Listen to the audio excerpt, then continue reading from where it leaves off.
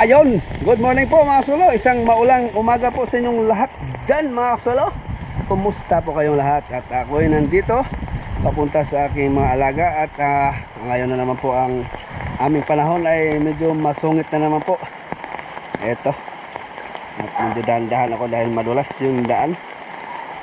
Ayan, medyo na oras na po ako pagpunta din sa bukid dahil wala akong service. Kahapon naglakad lang ako pa uwi kasi nandun yung tricycle ko, si Grandia, na butas or flat yung motor, kaya may dala akong pahangin. Mamaya pa-vulcanize ko. So wala tayong motor, kaya lakad-lakad lang muna. Ubus oras ako.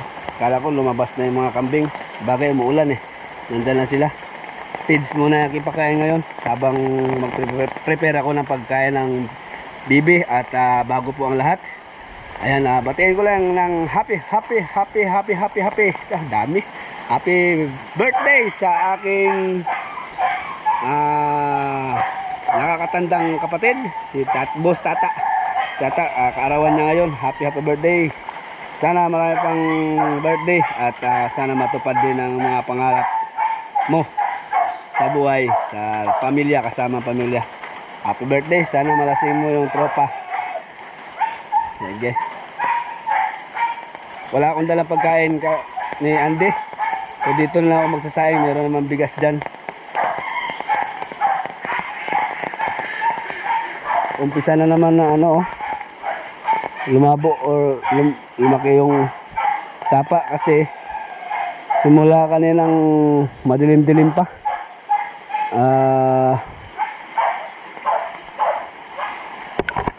Nag-uulan-ulan hanggang ngayon.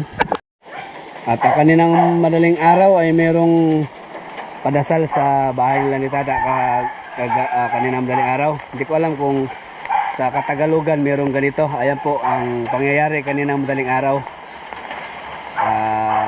Ayan, panoorin niyo po muna.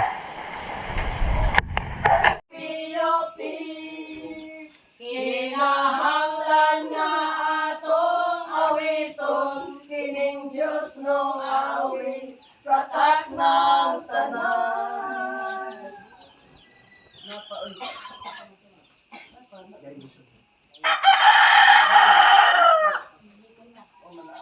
Dayon sulod o magsadya, dayon sulod o magsadya, karong adlaw malikayong adlaw, dayon sulod o magsadya.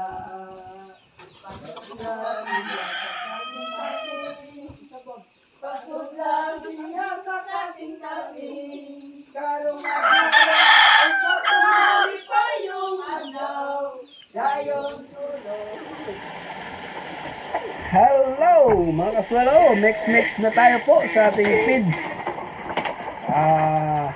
Pakain ng pabo at itik. Sisikal ito dahil wala pa akong King Vita Plus. Order pa ako ni Mrs. dahil walang available din sa bye-bye po mga sulo.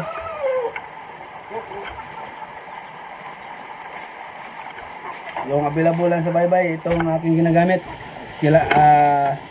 Sisikal powder. Nulo ako ng aking mga alaga. So ito po ay molasses. Pwede naman to sa lahat ng mga alaga. So ito muna habang wala pa ang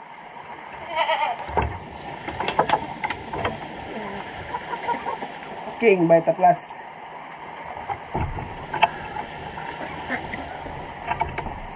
Yung aking nahalo sa pagkain ng lahat. Ito aking tinitimpla ay pati na sa manok to. Share na sila nito. Feeds,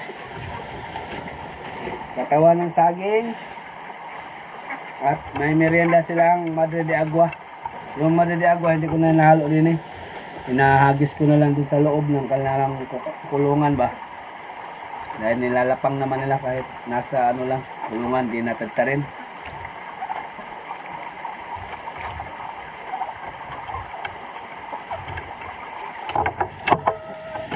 Mamaya nga. Ay. Yung kambing natin, ayos na. Nakapag breakfast na sila ng feeds din ang aking munang nila binigay. Dahil hindi ko pa mailabas.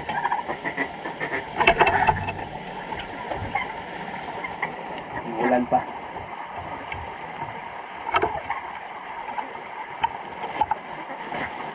Oh. Ito po yung pabo na naglilimlim. Ha? Ha? Wa man?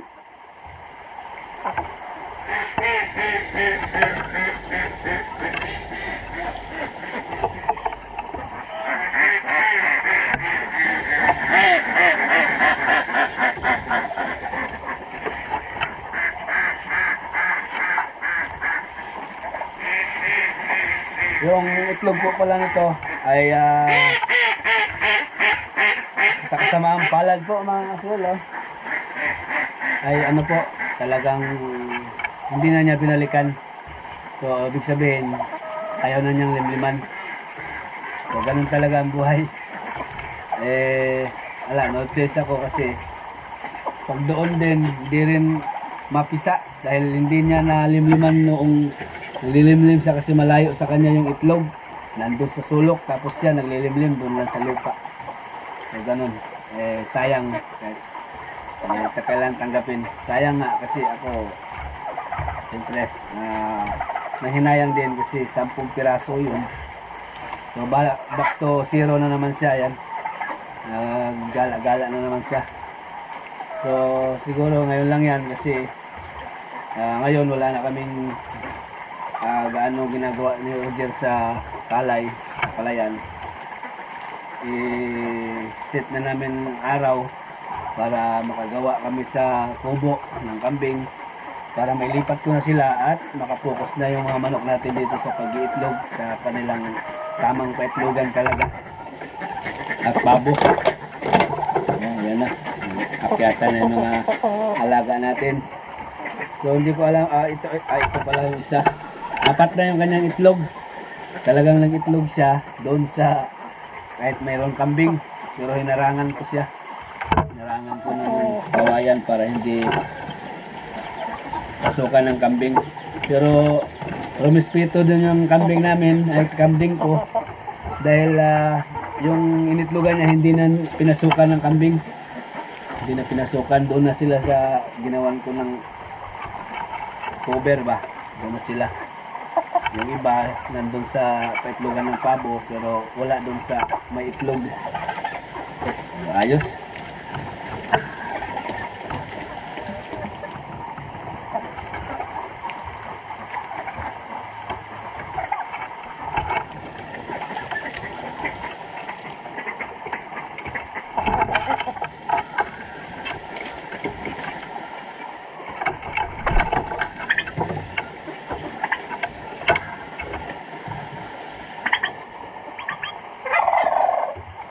Mamaya. Teka dyan. Unahin ko yung itik.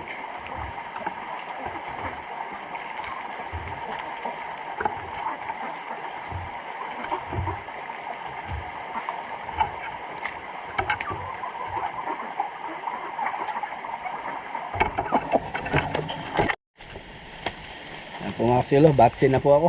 At na pastol ko na yung kambing. Pinakawalan ko lang dun sa kabilang ibayo. At ako'y babatsin muna dahil magpa-vulcanize pa ako sa aking service. At ito po, binitbit ko na talaga yung itlog ng pabo natin. At talagang hindi na nilimliman ang ating pabo. So bago mabulok o mabugok siya, unahan na natin. Gawin nating ulam. Lulutuin ko po ito. Ang lalaga tapos i-adobo ba. At least hindi gaano sayang at napakinabangan. Ay. So back to zero yung pabo. Papataba siya at mapapakasta uli. So sana pagka nangitlog siya uli, doon na sa kanyang nilimliman dati doon sa ano ba, kulungan na. Ay, sayang. Pero gawin nating ulam yung iniwan niyang itlog. Or importante na ano ko, na kita ko kaysa hindi ko nakita. Ay, mabulok talaga din yun. At least nakita ko bago na bulok at na mailuto natin. Ay, flat yung aking grandia. Paano ko muna ito? Vulcanize. At sila ni Andrew ngayon, busy dun sila sa ano, nagkakatay si Andrew ng native na manok. Ang handa ni brother. Birthday ni tata ngayon, happy birthday. At kanina madaling araw nga, ano sila, nagmanyanita kung tawagin dito sa amin. Di ko alam kung may ganun sa sa Katagologan na manyanita ba, yung kakantahan nila yung may birthday at dadasalan nila. So yun.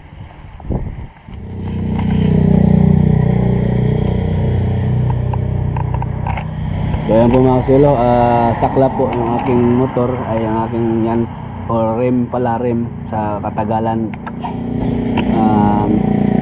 Ano na, kailangan ng palitan. So, doon nadadali yung interior pala, ayun no. So, kailangan ko na palitan to rim.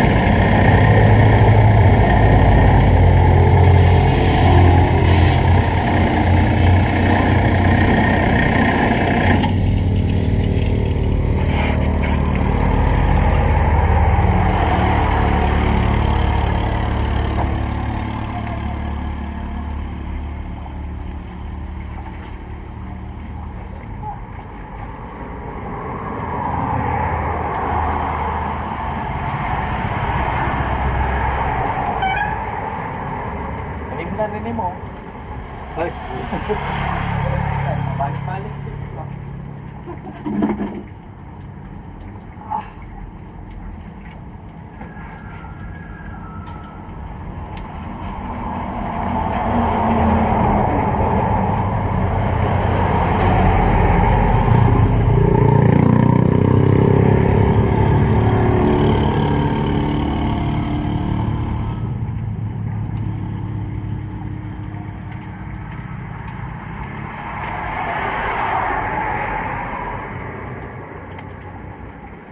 Imo ni daan motor dito nila. oo, panggagi ka rin. Unsa man ni imong isakay pagaray? Okay, pasakay ni Jose. Kasi ingay table. Oo, May dadep. oo.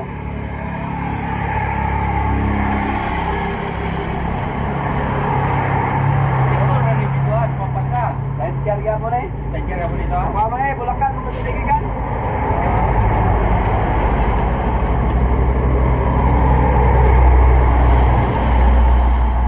Biyahe na ka dito. Ha? Biyahe na ka. Service ra. Service na po, parehas na rin.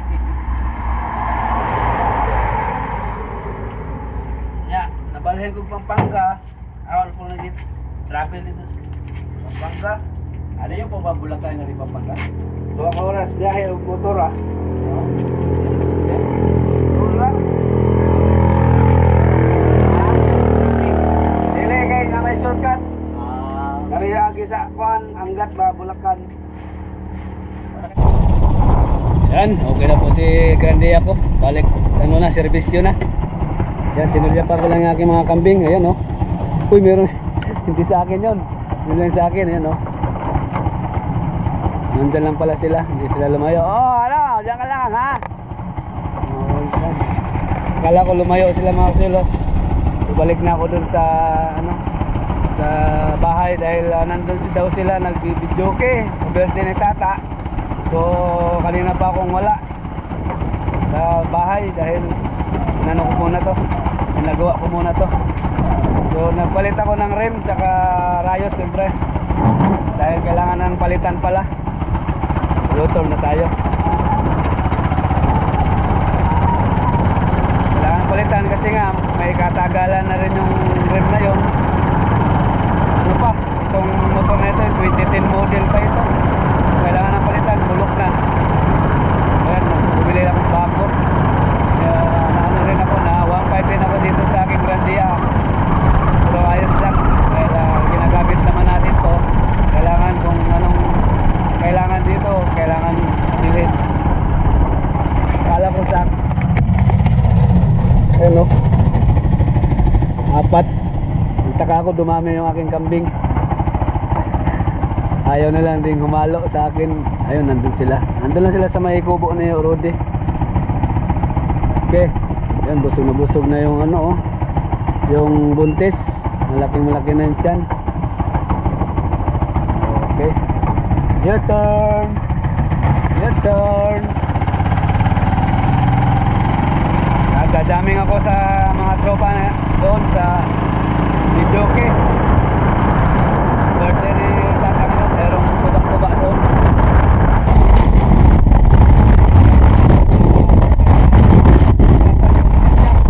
Na-replace. Natanggal yung mga putik. Sinulit. Yup. Punta tayo sa Videoke at mag-relax tayo ng kaunti dahil birthday ng aking kuya ngayon. Kakanta tayo ng Sisgan. Sisgan. Love of my life.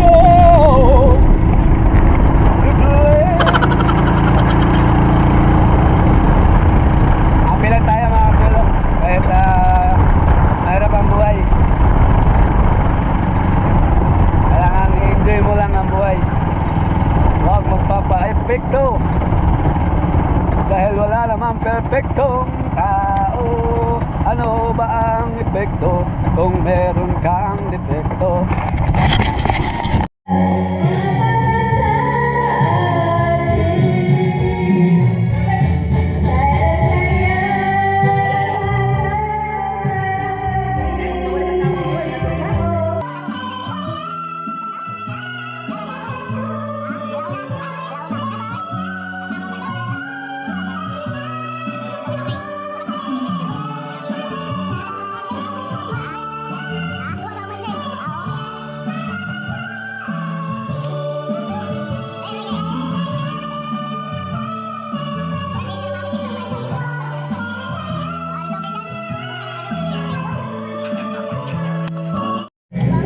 Hearing all